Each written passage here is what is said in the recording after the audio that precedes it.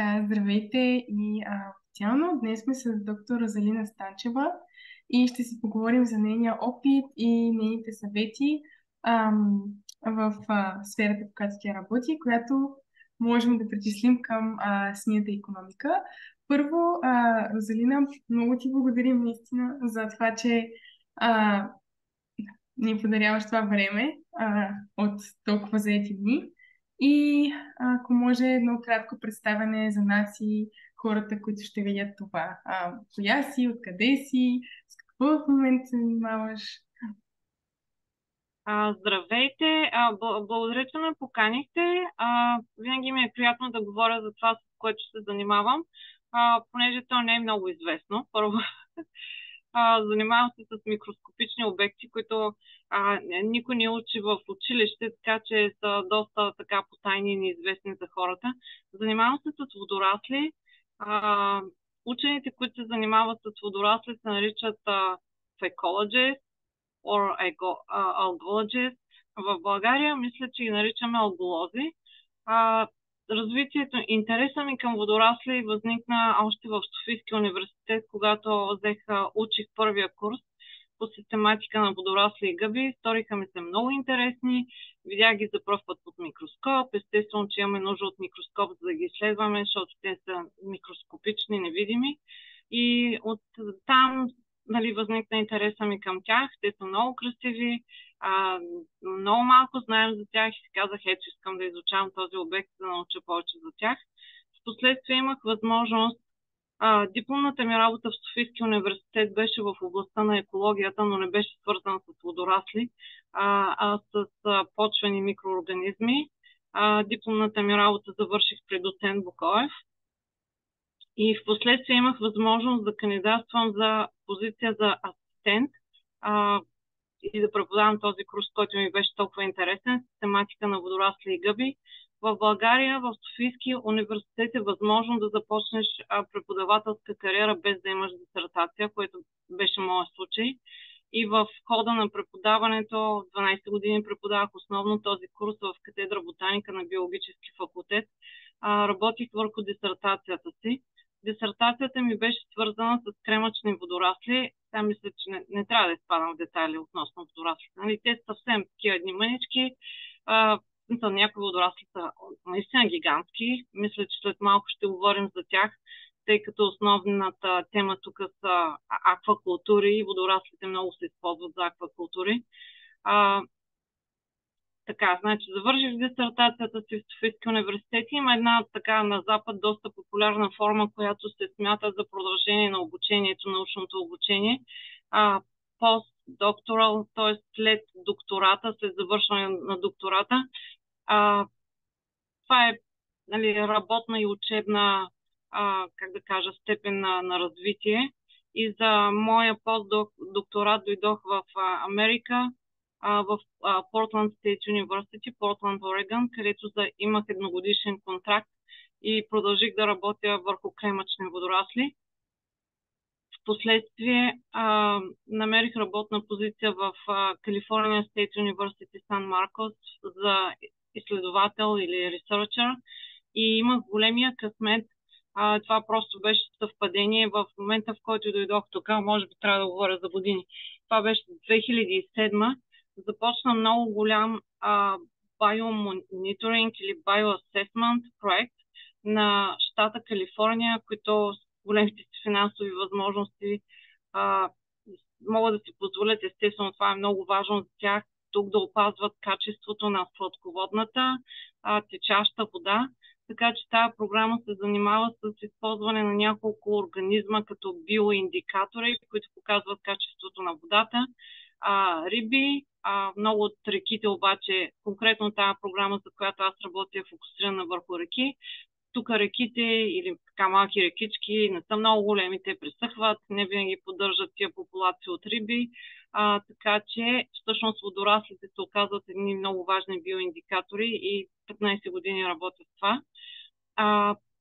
Сладководната флора, водораслова флора в Калифорния е много малко известна, тъй като учените предпочитат да се фокусират върху океана, който естествено, тук съвсем на брега, морските водорасли са по-големи, те са интересни, хората обичат да сърфират и какво ли не, откъдето възниква техния интерес в това отношение. И затова всъщност аз имах много голяма възможност да приложа знанията си. Описахме някъде за сега около 20 вида нови за науката. Създадохме индекси, с които да се оценява качеството на водата. Мисля, че доста дълго говоря. По-кратко трябва да се представям. Да, ами ще да кажа, общо взето за сега ни разказахте доста с какво се занимавате.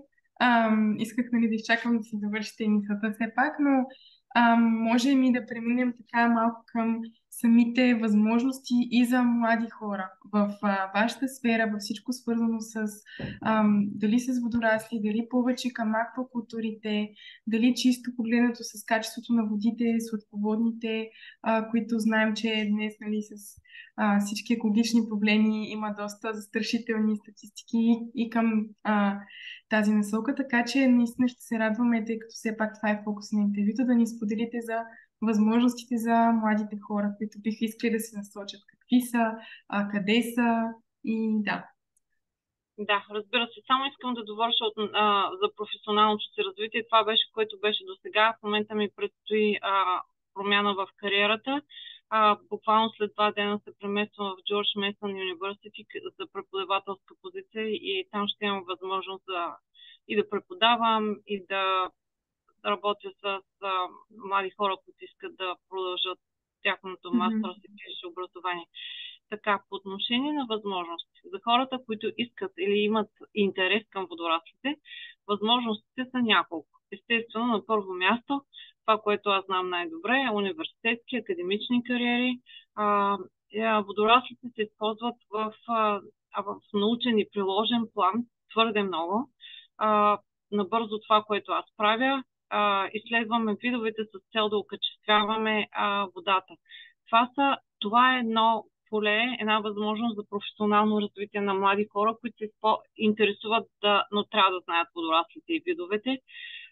Това са програми, които са много обширни, както в Америка, така и в Европа. Европа има много голяма фреймворк за окачествяване на водата, която се опитва да уеднакви методите, които се прилагат в различни европейски държави. Така че това е едно определено поле за развитие на млади хора, които биха искали да се занимават с водорасли. По-теоретично и научно е. Възможностите са две. Едното е микроскопско определение на водораслите, което обаче всъщност става в момента в цял свят. Опитваме се да ги анализираме вече молекулярно и много голяма част от нашите студенти, биолози, вече са молекулярни биолози, така че това е една много голяма научна област за бъдещото приложение, ако хората са по-теоретично настроени. Ако са по-практично настроени и искат да започнат бизнес, водораслите също са доста добра област, защото голяма част, не голяма, но част от водораслите всъщност се използват в така наречените аквакултури или водни култури. Използват се сладководни водорасли, които се култивират в няколко различни области. Мога да започна с България, това, което се е правило още преди години. Да. Сте чували за рупите, минералната вода в рупите, която е много естествен ресурс, който е една химическа лаборатория, която дава възможност за естествено развитие на водорасли, без да трябва изкуствено да се създават тези условия за тяхното отглеждане. В рупите се отглеждат сладководни водорасли, предимно микроскопични. Те са микроскопични, синьо-зелени и зелени. И тези водорасли имат доста голямо приложение в различни области. На първо място, започвам може би отзад напред, най-новото, което се прави, в последните 10 години микроводораслите се използват за извличане на масни киселини, за производство на горива. И наистина това е в абсолютно реален мащаб. В смисъл, има самолети, които летят, има автобуси, които вървят такива biofuels, произведени от водорасли, и обикновено в тези производства, за да не се хаби ценна земя, която може да е за производство на други селскостопански култури, тези водорасли се отглеждат при най-неблагоприятни условия, може в пустинята дори, стига условията да са благоприятни за растежа на самите водорасли в такива, нали, изкуствени ограничения и установки, така че това е определено едно поле за бизнес. Освен това, тези сладководни водорасли се използват за различни компоненти. Например, извличат се от тях пигменти.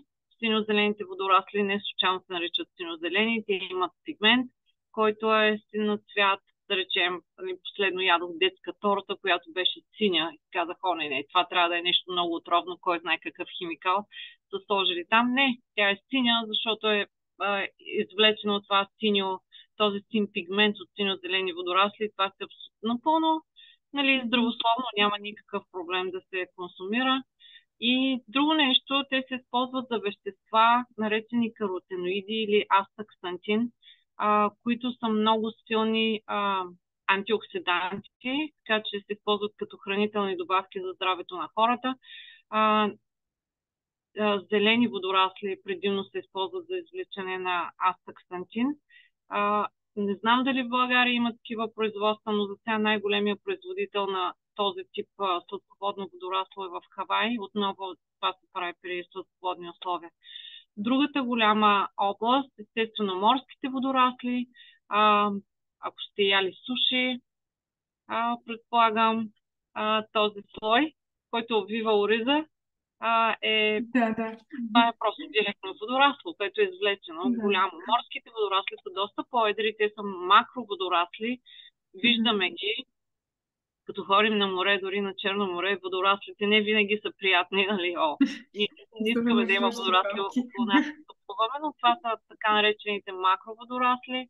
Те могат да бъдат зелени, кафяви или червени и голяма част от тях се извличат или директно се събират от морето, или се отглеждат в специални ферми. За различни цели, отново предимно за консумация, за суши, за други хранителни продукти, за козметични продукти, които са изключително скъпи, между прочим, имат лечебни свойства, много и допълнително техните хранителни стойности. И сега нещо много интересно, което става. Скоро е открито едно червено водорасло морско, което се оказва, че ако се добавя към храната на кравите, намалява метановата емисия. Така че това в екологичен аспект е много ценно. И това е, нали, доколкото знам, в момента е още в етап на развитие, как в по-големи количества да се култивира това водорасло, за да се използва за тия цели. Страхотно. Това звучи като огромно поле с възможности наистина. Да, сега тук стана тъмно, искам да кажа това, защото има програма за, нали, за запазване на електричеството. Ако няма движение в лабораторията, това е моята лаборатория, ако няма движение в лабораторията, просто лампите угасват. Вау, така се е пак много съобразен. Но да, реално, т.е. общо взето има много възможности за развитие в сферата и то не бихте казали, че е примерно само в Щатите или в Западна Европа, но би могло да се започне нещо и в България. Да, определено възможности има, ако хората са достатъчно инициативни, ако са наясно с възможностите, бих казала, защото конкретно сладководните водорасли, те могат да се отглеждат навсякъде. Морските водорасли е по-специфично, понеже те са разпространени в определени зони. Не може по желание в Черно море да отглеждате червено водорасло, което никога няма да расте там. Естествено, че водораслите имат много специфични изисквания. И Черно море в това отношение не е много подходящо. Предполагам, знаете, че солеността на Черно море е 2 пъти по-ниска, отколкото на Световния океан. Освен това, климатичните условия са важни. Имаме зима. Обикновено водораслите, за които говоря, морските, са повече от тропически райони. Има, естествено, от северни. И в най-големите производители са в Азия. В Европа Франция е най-големия производител на... Нали, има индустрия, която е свързана с макроводорасли, аквакултури. Ясно. Нещо друго като допълнителен въпрос, като основа за насочването към водорасли, какво бихте казали като нещо, което трябва един млад човек да захване, да учи? Биология, екология, нещо по-тясно специализирано ли е или може примерно по-нататък седно в postgraduate studies да се насочи конкретно към водорасли? Как бихте дали, може би, като стъпки, идеи, нещо като насока? Ами, така, сега това е малко, да, въпрос, за който не съм учила. По принцип, водорасли се учат на много малко места. Това е доста рядка специалност. Да. И специално тук в Америка е доста трудничко. На практика много малко университети предлагат тая възможност, защото звучи, нали, това, което казвам, звучи като много възможност. Не са все пак толкова много в сравнение с, нали, да речем, други обекти или други сфери, но все пак има такива възможности. Мога да кажа, че Софийския университет е наистина уникален в това отношение. Биологически факултет, той предлага този курс, който е систематика на водорасли и гъби, абсолютно за всички студенти. Той е задължителен курс. Хубаво е, естествено, човекът, който би се занимавал с това, да има биологично образование. Обикновено това е част от класическата биологическа програма, а не толкова екология, тъй като това е основна организмова групата и че тя се учи в тези специалности, които са свързани с биология. Но освен това има и много курсове. Всъщност има специализирани курсове или мисля, че някои от тия производители или имат конкретни лаборатории, които организират такива обучителни курсове, или на по-специализирано ниво, наистина биолог, да речем, може да продължи graduate studies като master student и конкретно да специализира в конкретна група водорасли или в конкретен тип на тяхното приложение, тъй като това сами по себе си са много големи области на обучение. Да, ясно. Добре, един друг въпрос, който така също ме интересува по проекта е горе-долу дали можете да ни дадете като число за плащането, което младите хора биха могли да очакват в вашата сфера. Ако можете дали по-към теоретично, ако се насочат, дали по-в бизнес частта, каквото имате като опит и знание, може да споделите относно заплащането. Окей, ако става въпрос за по-теоретично, естествено това, което аз знам конкретно в сферата, в която аз се занимавам. Възможностите за работа за един човек, който нали, има знания в водорасли, това са предимно държавни позиции в държавни организации. Дали в Америка или в Европа има такива позиции, които са предимно класифицирани като environmental scientist, човек, който изучава и помага опазването на околната среда, свързана с водата. Това са хора, които предимно менажират проектите, в смисъл те намират финансиране, определят хората, които конкретно ще работят, просто разпределят и движат целият този проект. И такива позиции не са особено редки. Това е съвсем реална възможност. Те са обикновено към министерствата, към екологичните министерства или такива държавни структури, които се занимават с опазване на околната среда. И за хора, които са наясно с проблемите на водата и организмите, които живеят там и методите за класифициране на качеството и опазването, има възможности, не са малко. Това са хубави държавни позиции, осигурени с доста благородна цел, също мога да кажа. Там заплащането е, може би, сега, естествено мога да говоря за Америка, може би началните заплати за човек с бакалавърско или добре да има и мастър с образование са, може би, 60-70 хиляди долара, което е прилична начална заплата и, нали, разбира се, тя се актуализира с растежа в кариерата, инфлация и всичко. В академичната сфера също има позиции, които са за хора, които работят в лаборатории по тия проекти, защото преди да се стигне до прилагането им до бизнес, голямо производство, трябва да има изследване. Това е вече в сферата на частния бизнес, особено ако методите са молекулярни, защото част от тия организми трябва да се модифицират генетично, за да могат да произвеждат каквото се очаква или да растат при съответните условия. Там заплатите са вече доста големи, се говори за над 90 хиляди, може дори над 100 хиляди, дори без PhD. Ако това е едно производство, нали, такъв начално изследване, което ще доведе до приложение в бизнеса. Заплатите са доста по-високи. Но там типа на employment е малко по-различен смисъл. Това са обикновено краткотрайни проекти, може да са стартъп, докато се реши някакъв проблем. Вече, нали, другия вариант, ако има установен бизнес и производство, там не съм наясно точно за какво става въпрос и какви са цените, но определено там също има нужда от хора, специалисти, които да работят в тези области. Предполагам, че са по-добри от държавната сфера или академична. Да, ясно. Добре, супер.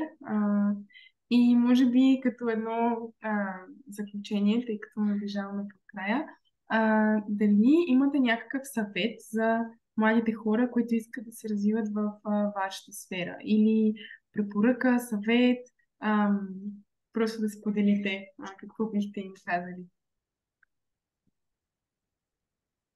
Аз бих казала, че сферата, в която работя, е много интересна.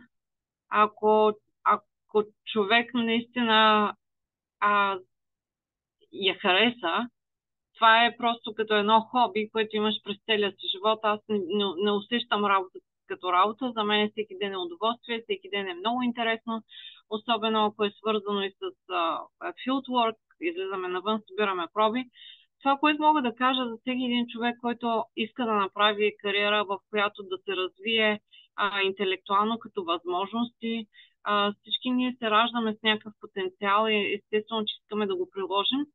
Мога да кажа, че това е една много добра област, една много интересна област и това, което е важно според мен е във всяка една област. Човек трябва да е целенасочен и да не се отказва. Като е решил да прави едно нещо, прави го до край. Удовлетворението идва тогава, когато наистина постигаш нещата. Това естествено е свързано с много труд и упоритост. Има моменти, в които човек може да се разколебае и да си каже, защо полагам всичките ти усилия. Няма невъзнаграден труд. Това е една фраза, която чух преди много години и мога да кажа от личния си опит, че е така. Просто човек трябва да избере областта, която му носи удоволствие, работата трябва да е удоволствие, за да работим даже повече, може би, отколкото обикновените хора работят. Тия 8 часа на ден не са достатъчни и тогава работата се превръща в удоволствие и удовлетворението идва след време, но упоритост. Това е което трябва и целенасочено. Да. Прекрасно. Аз нямам повече въпроси. Ако нещо искате случайно вие да добавите, се чувствате свободна. Ако не, общо взето, това беше нашето интервю. Благодаря много. За мен беше удоволствие. Аз винаги обичам да разказвам за водораслите с надеждата, че може би ще има млади хора, които да се заинтересуват от това, защото истината е, че не е доста трудно намираме специалисти, които да работят в тази област. Аз, например, в момента започва един нов научен проект в новата ми работа и от месец търсим специалист доста добра заплата да работи по него и трудно да се намери, така че винаги бих искала повече хора да знаят за тия възможности и евентуално да се насочат към тях. Така че благодаря, че ме поканихте за това интервю. За нас беше удоволствие и се надяваме да има такъв ефект, че да се достигне до някой, който да стане интересни и да поиска да се насочи към тази сфера. Благодаря. Много ви благодарим. Наистина, както Боян спомена, това е и целта на нашия проект. Да направим мост между всички тези възможности, които съществуват в сферата на синята икономика и всички млади хора, които си търсят работа и кариерно развитие. Надявам се да има ентусиасти, които са харесали тези потенциални възможности. Благодаря ви още веднъж и всичко добро. Прекрасен ден и успех! Благодаря и на вас. Довиждане!